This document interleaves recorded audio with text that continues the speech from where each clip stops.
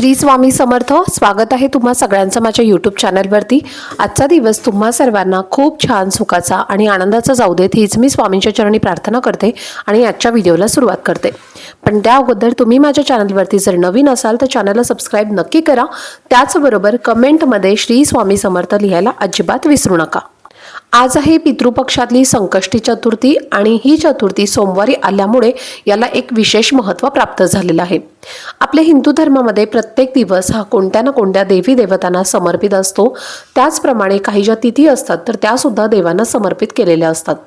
आज सोमवार आहे तर हा सोमवार भगवान शिवशंकरांना समर्पित असतो आणि याच दिवशी आलेली आहे संकष्टी चतुर्थी। तर ही संकष्टी चतुर्थी गणपती बाप्पांना समर्पित असते आणि या दिवशी आपण गणपती बाप्पांच्या सेवा करायच्या असतात, काही उपाय करायचे असतात आणि त्याचबरोबर आपल्याला गणपती बाप्पांची पूजा सुद्धा करायची असते। गणपती बाप्पांना विद्येचे देवता, ज्ञान देवता आणि विघ्नहर्ता असे आपण वेगवेगळ्या नावाने ओळखत असतो। विघ्नांचा नाश करणारे, विघ्न नष्ट करणारे देवता म्हणून गणपती बाप्पा हे मानले जातात। म्हणून सर्वजण गणपती बाप्पांची अगदी मनोभावे पूजा करत असतात आणि त्यांचे काही उपाय देखील करत असतात। गणपती बाप्पांची मनोभावे पूजा करणाऱ्या भक्तांना गणपती बाप्पा हे लवकर प्रसन्न होतात आणि त्यांच्या सर्व इच्छा आकांक्षा देखील पूर्ण करतात। त्याचबरोबर त्यांच्या मनातल्या प्रत्येक इच्छा सुद्धा पूर्ण करत असतात आणि त्यामुळे गणपती बाप्पांची आपल्याला सेवा ही या गणपती चतुर्थीच्या दिवशी म्हणजे संकष्टी चतुर्थी दिवशी आपल्याला नक्की करायची आहे। तर आज आपल्याला हा उपाय करायचा आहे। गणपती बाप्पांच्या समोरची एक वस्तू अशी आहे तर ती उचलून तुम्हाला तुमच्या जवळ ठेवायची आहे आणि हा उपाय तुम्हाला आज संध्याकाळी करायचा आहे। ही वस्तू जर तुम्ही तुमच्या जवळ ठेवली तर तुमची जी काही इच्छा आहे तर ती इच्छा पूर्ण होईल। त्याचबरोबर तुम्हाला लक्ष्मी प्राप्ती होईल, अखंड लक्ष्मी प्राप्ती होईल। लक्ष्मी प्राप्तीचे जे काही सर्व मार्ग आहेत तर ते सुद्धा मोकळे होतील आणि तुमचं जे काही संपूर्ण दारिद्र्य आहे तर ते पूर्णपणे नष्ट होईल। रोज कुठून ना कुठून तुमच्याकडे पैसे येऊ लागतील आणि पैशांचे सर्व मार्ग मोकळे होतील। त्याचप्रमाणे तुमच्या आयुष्यामध्ये येणाऱ्या ज्या काही पैशांच्या अडचणी आहेत तर त्या सर्व अडचणी देखील दूर होतील। असा हा अत्यंत प्रभावशाली उपाय तुम्हाला आज चतुर्थीच्या दिवशी संध्याकाळी करायचा आहे। तर हा उपाय कसा करायचा याबद्दलची संपूर्ण माहिती तुमच्यासोबत मी आजच्या व्हिडिओमध्ये देणार आहे। त्यामुळे व्हिडिओ स्किप न करता शेवटपर्यंत बघत राहा जेणेकरून तुमच्यापर्यंत योग्य ती माहिती पोहोचेल। बऱ्याच वेळेला बघा आपण कष्ट करत असतो, खूप मेहनत करत असतो आणि तरी सुद्धा आपल्याला लक्ष्मी प्राप्ती होत नाही। म्हणजे आपण केलेल्या कष्टाला, मेहनतीला योग्य तो मोबदला प्राप्त होत नाही किंवा मिळत नाही। आपलं जे नशीब आहे तर ते आपल्या सोबत नसतं आणि आपल्या नशिबामध्ये अलक्ष्मी असते आणि त्यामुळेच आपण कितीही कष्ट केले, कितीही मेहनत केली तरी देखील आपल्याला लक्ष्मी प्राप्त होत नाही। बऱ्याच वेळेला आपण कष्ट करतो आणि मेहनत करतो, आपल्याकडे पैसे येतात सुद्धा, पण आपल्या हातामध्ये जे आहे तर ती लक्ष्मी टिकत नाही किंवा लक्ष्मी जी आहे तर ती कोणत्या ना कोणत्या मार्गाने आपल्या घरातून माता लक्ष्मी ही अतिशय चंचल असल्यामुळे ती कोणत्याही घरामध्ये स्थिर राहत नाही। ज्या घरामध्ये विधिवत लक्ष्मी मातेची पूजा केली जाते, तिची उपासना केली जाते, काही उपाय केले जातात त्याच घरामध्ये माता लक्ष्मी ही स्थिर राहते। तर हा उपाय जो आहे तर तो आपल्याला माता लक्ष्मीला आपल्या घरामध्ये स्थिर ठेवण्यासाठी करायचा आहे। आपल्या घरामध्ये जी लक्ष्मी येते म्हणजे जो काही पैसा येतो तर तो पैसा आपल्या घरामध्ये कायमस्वरूपी स्थिर राहावा, त्याचबरोबर पैशामध्ये वाढ व्हावी आणि जो तो पैसा आहे तर तो कमी होऊ नये, तर यासाठी आपल्याला हा उपाय आज करायचा आहे।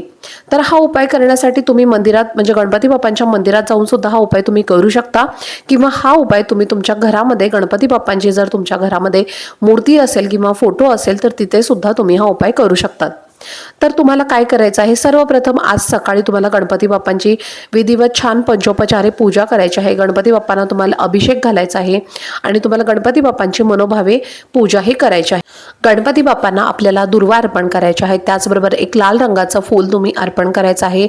जर तुमच्याकडे जास्वंदाचं फूल असेल तर ते तुम्ही नक्की अर्पण करा, जर नसेल तर कोणत्याही एक लाल कलरचं फूल तुम्ही अर्पण केलं तरीही चालेल, कारण गणपती बाप्पांना लाल रंगाचे फूल हे अतिशय प्रिय आहे। त्यामुळे तुम्हाला अशा पद्धतीने छानशी पूजा ही आपल्या गणपती बाप्पांची करायची आहे। धूप अगरबत्ती लावायचा आहे, गुळ खोबऱ्याचा नैवेद्य ठेवायचा आहे। त्याचबरोबर तुम्हाला हा उपाय करायचा आहे। उपाय करण्याच्या अगोदर तुम्हाला दिवा हा प्रज्वलित करून घ्यायचा आहे आणि तुम्हाला संध्याकाळी हा उपाय करायचा आहे। आपण जेव्हा कोणतेही उपाय करत असतो, पूजा करत असतो किंवा आपण देवांच्या सेवा करत असतो, तर सर्वप्रथम दिवा प्रज्वलित करून घ्यायचा आहे.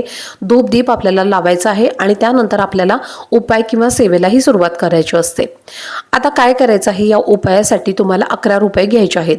एक 10 रुपयाची नोट घ्या आणि एक रुपयाचा तुम्हाला डॉलर किंवा नाणं जे आहे तर ते तुम्हाला घ्यायचं आहे. 11 रुपये तुम्हाला टोटल घ्यायचे आहेत. 11 रुपये घेतल्यानंतर तुम्हाला काय करायचं आहे, तर तुमच्या उजव्या हातामध्ये हे 11 रुपये घ्यायचे आहेत आणि तुम्हाला तुमची मूठ बंद करून ठेवायची आहे. त्यानंतर तुम्हाला एका मंत्राचं पठण करायचं आहे. त्यामध्ये तुम्हाला गायत्री मंत्र जो आहे तर तो 108 वेळेला म्हणायचा आहे आणि यानंतर तुम्हाला महालक्ष्मी अष्टकम जे आहे तर त्याचं सुद्धा तुम्हाला 1 वेळेला पठण करायचं आहे. जर तुम्हाला 108 वेळेला जर जप करणं शक्य नाही झालं तर तुम्ही मग ते 24 वेळेला केलं तरीही चालेल किंवा 21 वेळेला केलं तरीही चालेल किंवा तुम्ही एकदा केलं तरीही चालेल. तर अशा पद्धतीने जे 11 रुपये आहेत तर ते तुम्हाला तुमच्या गणपती बाप्पांच्या समोर म्हणजे मूर्तीसमोर तुम्हाला ठेवायचे आहेत. तुमच्या घरामध्ये फोटो असेल, मूर्ती असेल तर तिच्या समोर ठेवा किंवा माता लक्ष्मीची मूर्ती असेल, फोटो असेल तिच्या समोर ठेवलं तरी सुद्धा चालेल.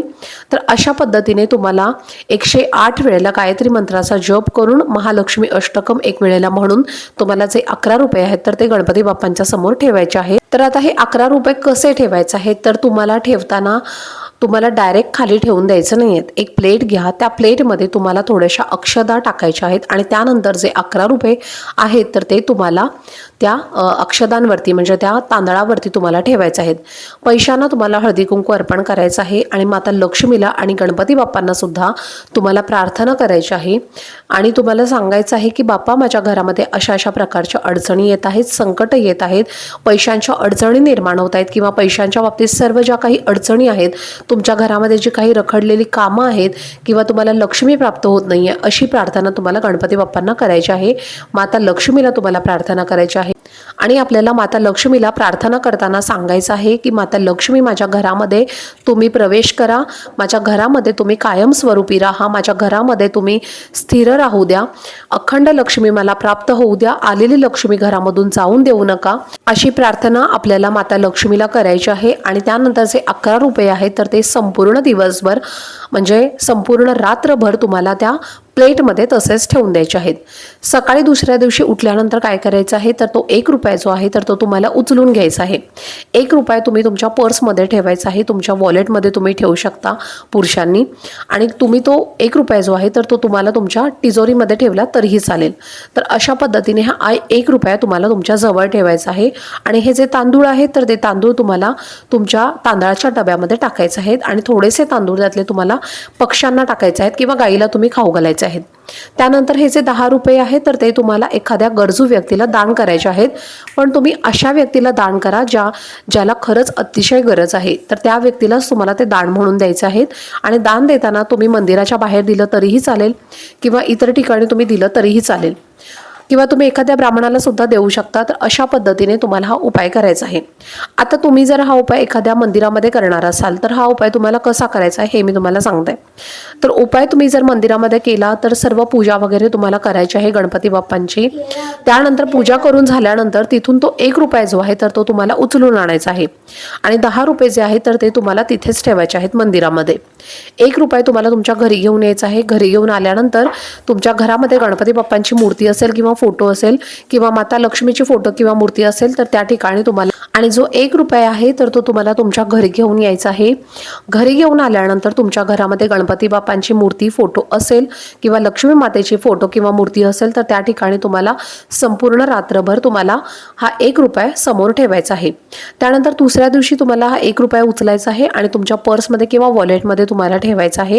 त्यानंतर तांदूळ जो तुम्ही मंदिरामध्ये ठेवलेला आहे बाप्पांच्या मंदिरामध्ये तर तो तांदूळ तुम्हाला तिथेच ठेवून द्यायचा आहे आणि त्यातला थोडासा तांदूळ जो आहे तर तो तुम्हाला तुमच्या घरी घेऊन यायचा आहे आणि तो तांदळाच्या डब्यामध्ये तुम्हाला टाकून द्यायचा आहे. तो तांदूळ तुम्ही यूज करू शकता. तर अशा पद्धतीने तुम्ही हा उपाय करायचा आहे। हा उपाय तुम्ही तुमच्या घरामध्ये किंवा मंदिरात देखील करू शकता।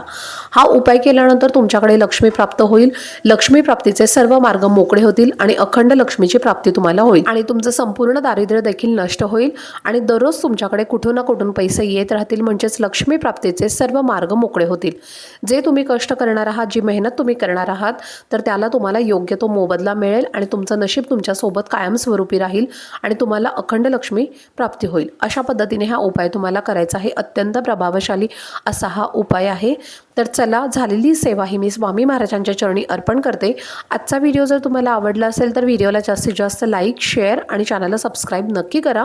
भेटूयात पुढच्या व्हिडिओमध्ये। तोपर्यंत सर्वांना श्री स्वामी समर्थ।